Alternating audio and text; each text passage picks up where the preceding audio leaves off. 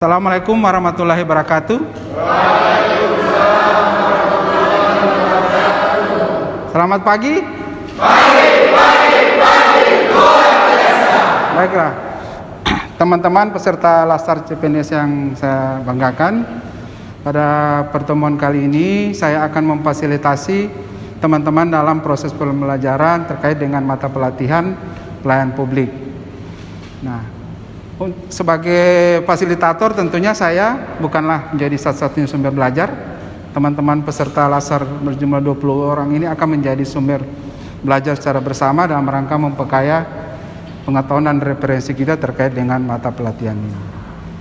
Nah, sebagaimana pertemuan kita di awal, kita telah membahas terkait konsep dan prinsip pelayanan publik. Kita tahu bersama materi pelatihan pelayanan publik ada 3 materi pokok. Yang pertama adalah konsep dan prinsip pelayanan publik.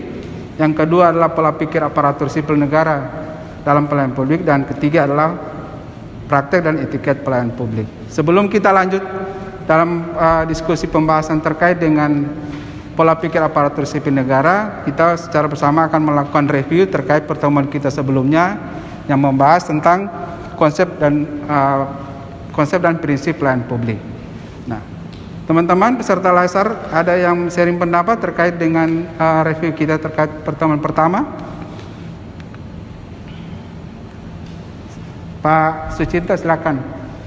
Terkait dengan ASN bertugas melaksanakan kebijakan publik yang dibuat atas pejabat pelaksana, pegawai dan peraturan perundang-undangan. Ya, baik, terima kasih. Saya sebagai guru seperti memberikan pelayanan terbaik bagi siswa dan orang tua. Bisa dijelaskan kembali Pak untuk itu sebagai gurunya. Ya, terima kasih. Nah, ada pendapat lain atau terkait review pertemuan kita, Pak? Ya, Pak David.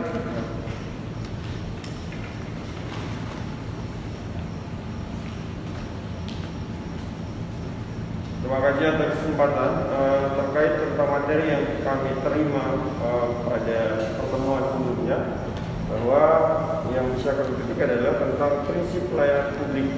Prinsip pelayanan publik itu menyangkut tentang partisipatif yang di dalamnya bersifat transparan, yang pastinya setiap transparansi itu harus dia bersifat adil, tidak memilih. Ya, baik, terima kasih. Dari beberapa pendapat dari teman-teman terkait dengan review kita pertemuan pertama yang substansinya adalah hakikat pelayanan publik adalah sebagai implementasi pelaksanaan fungsi aparatur sipil negara sebagai pelayanan publik. Nah, kita ketahui bersama fungsi aparatur sipil negara itu ada 3. Yang pertama adalah pelaksana kebijakan publik, yang kedua adalah pelayanan publik, dan ketiga adalah terkait dengan pelaksanaan publik ini, aparatur sipil negara dalam tugas fungsinya pasti akan langsung, baik secara langsung atau langsung, akan terkait dengan pelayanan publik. Yang kedua adalah konsep prinsip pelayanan publik. Ini juga dalam rangka penyelenggaraan prinsip-prinsip pelayanan publik. Teman-teman tentu tahu 9 prinsip dasar. Tadi yang saya sampaikan ada partisipatif, kemudian ada transparan, kemudian mudah, murah, sampai dengan prinsip yang ke-9 yang prinsip keadilan. Nah, dari 9 prinsip ini tentunya adalah sebagai bentuk respon terhadap berbagai kelemahan yang melekat pada birokrasi kita. Nah, demikian review kita terhadap pertemuan untuk kita pertama. Nah, sebelum lanjut untuk pertemuan kedua terkait pola pikir aparatur sipil negara, saya akan menyampaikan terkait dengan tujuan pembelajaran diharapkan dari mata pelatihan pola pikir. Yang pertama adalah teman-teman peserta Laskar akan mampu mendeskripsikan terkait dengan pola pikir aparatur sipil negara. Yang kedua adalah memberikan contoh pola pikir dalam pelayanan publik. Dengan indikator pembelajaran, teman-teman setelah mengikuti proses pembelajaran ini mampu menjelaskan tentang pola pikir aparatur sipil negara. Nah, sebagai pengantar sebelum kita masuk pada diskusi pembahasan, saya akan memutarkan video pendek terkait dengan materi.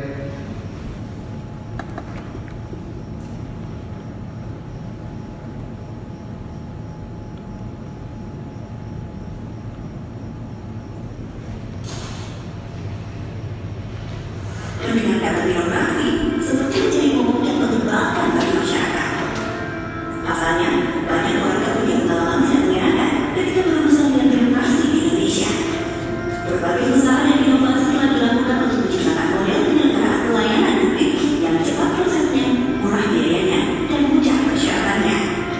Peningkatan kualitas pelayanan publik juga telah digunakan sebagai parameter penilaian tingkat kemajuan reformasi birokrasi dan penyelenggaraan pemerintahan yang baik. Terdapat 8 area perubahan dengan hasil capaian yang berbeda dari tiap-tiap areanya.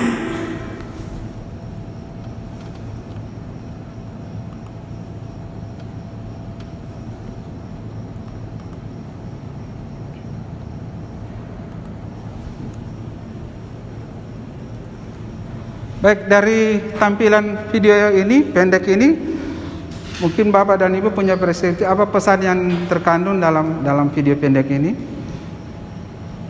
Ibu Mariam?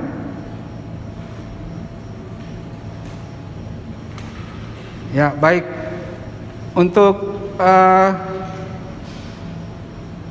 Ibu Sri Yulian, mungkin ada pendapat dari pesan yang ditampilkan video ini?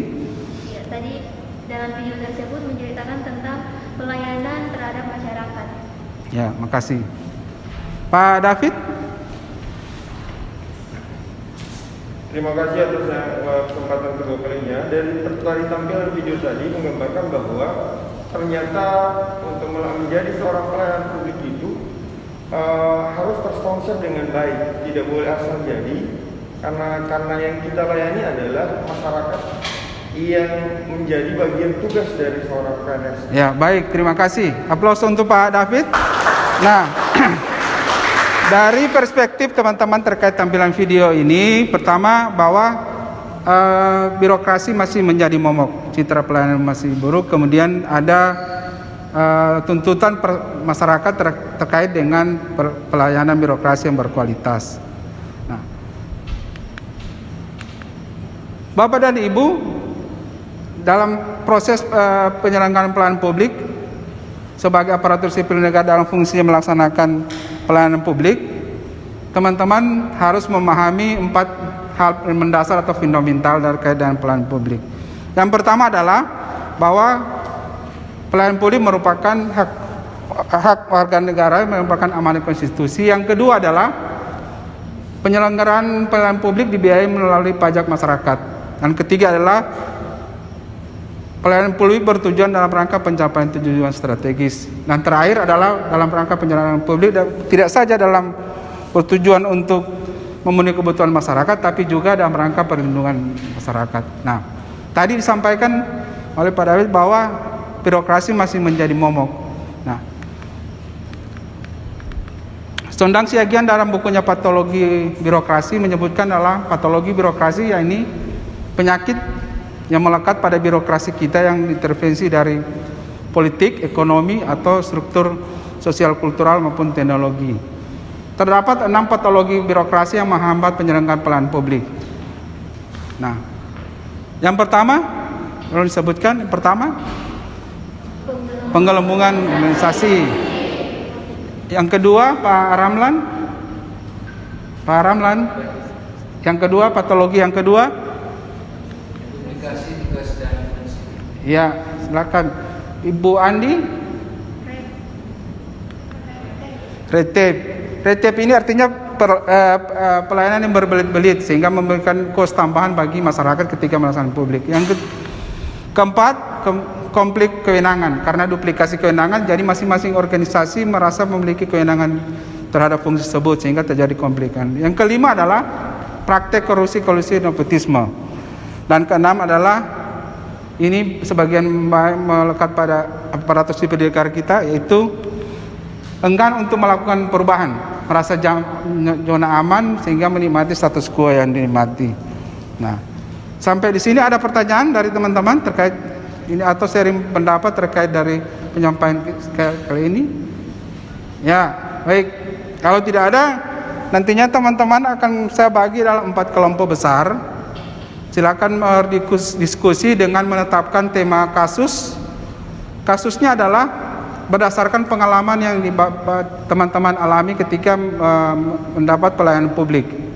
Kemudian ditetapkan kasusnya, kemudian kita akan melakukan simulasi peran.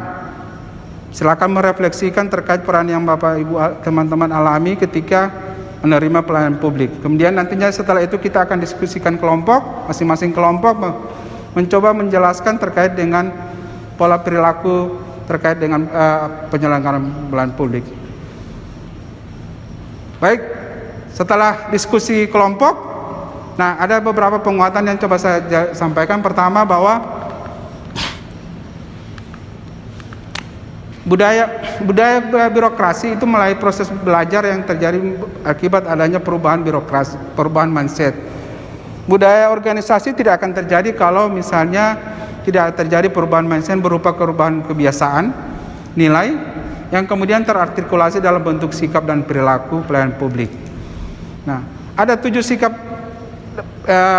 pelayanan publik yang baik dalam rangka pelayanan prima. Yang pertama, yang kita kenal dengan 7P, yaitu passionate, progresif, proaktif, prompt, fungsional dengan proporsional dan fungsional itu tepat waktu. Nah, nantinya dalam proses pembelajaran ini silakan Bapak diskusikan lagi dari 7 sikap ini. Kemudian ada beberapa perilaku yang terkait pelayanan publik. Yang pertama misalnya kita kenal dengan 3S, senyum, salam, sapa. Inilah perilaku budaya organisasi yang cukup baik. Nah, sampai di sini sebelum kita masuk pada diskusi, nanti kita bahas pada pertemuan berikutnya. Bapak dan teman-teman ada ini sharing pendapat atau perspektif lain? Ya, baik. Nah, dari pertemuan ini saya akan coba rangkum kesimpulan. Yang pertama, bahwa perubahan mindset atau pola pikir akan mendorong terjadinya perubahan paradigma pelayanan, sehingga menciptakan budaya organisasi yang melayani yang terartikulasi dalam bentuk sikap dan perilaku atau nilai yang terkandung dalam pelayanan publik. Semakin bagus citra itu terbentuk jika sikap dan perilaku yang ditunjukkan oleh teman-teman sebagai aparatur sipil negara dalam rangka melakukan pelayanan dengan berprinsip pada 9 prinsip itu, mulai dari partisipasi sampai dengan prinsip berkeadilan. Untuk penugasan, teman-teman nanti akan saya mintakan masing-masing menyusun rumusan rencana aksi terkait dengan pola pikir aparatur sipil negara dalam pelayanan publik dalam kapasitasnya, apakah dalam bentuk perbaikan atau peningkatan kinerja pelayanan publik pada masing-masing. Terima kasih atas partisipasi teman-teman dalam proses pembelajaran kali ini. Jika ada hal-hal yang ingin tanyakan, silakan menghubungi saya melalui kontak nomor yang sudah Bapak Ibu teman-teman catat. Terima kasih atas pertemuan kali ini. Saya ucapkan terima kasih partisipasi dan kerjasamanya. Assalamualaikum warahmatullahi wabarakatuh.